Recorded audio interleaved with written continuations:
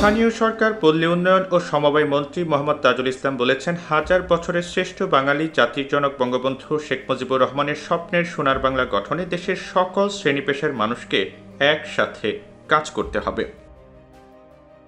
শনিবার দুপুরে engineers institution বাংলাদেশের ৬১তম কনভেনশন উপলক্ষে আয়োজিত আলোচনা সভায় প্রধান অতিথির বক্তব্যকালে মন্ত্রী এই কথা বলেন।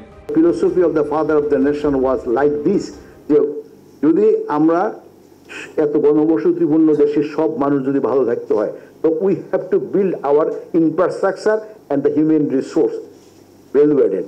এখন ভ্যালু অ্যাডেড করতে হলে আমার ইনফ্রাস্ট্রাকচার লাগবে, কি লাগবে আমাদের, যেমন শেখ হাসিনা এসে ডিজিটাল বাংলাদেশের কথা বলছে। ডিজিটাল বাংলাদেশ এটা একটা প্রোগ্রাম, এটা একটা কর্মসূচি। ডিজিটালাইজেশনের কথা বলেছেন, ইট ওয়াজ এ প্রোগ্রাম। তো প্রোগ্রামটা কি, যে প্রত্যেকটা ঘরের ডিজিটাল ফ্যাসিলিটি পৌঁছে যাবে।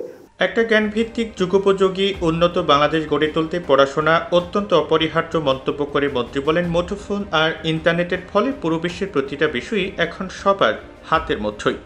এই টেকনোলজি আসবে, সে টেকনোলজিকে আপনাকে মোকাবিলা এখন ক্লোজ অ্যান্ড হবেন। স্মার্ট বলতে কি, smart it is a program, এবং এই প্রোগ্রামটা নিয়ে আপনার কাজ করতে গেলে আপনি স্মার্ট কি হবেন, চাল চলন, কথাবার্তা, কাজে কারবারে, ব্যবসা বাণিজ্যে, এবং you will make yourself competent for the contemporary period, সমসাময়িক সময়ের জন্য, for the upcoming time.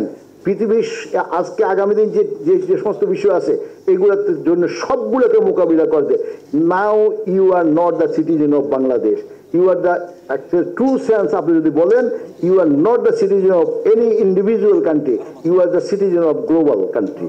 Dhaka প্রকৌশল ও প্রযুক্তি বিশ্ববিদ্যালয়ের উপাচার্য অধ্যাপক ডক্টর মোহাম্মদ হাবিবুর রহমানের সভাপতিত্বে এই সভায় আরও উপস্থিত ছিলেন সংসদ সদস্য প্রকৌশলী মোহাম্মদ আব্দুস সবুর, বাংলাদেশ প্রকৌশল বিশ্ববিদ্যালয়ের উপাচার্য অধ্যাপক ডক্টর আব্দুল জব্বার খান প্রমুখ।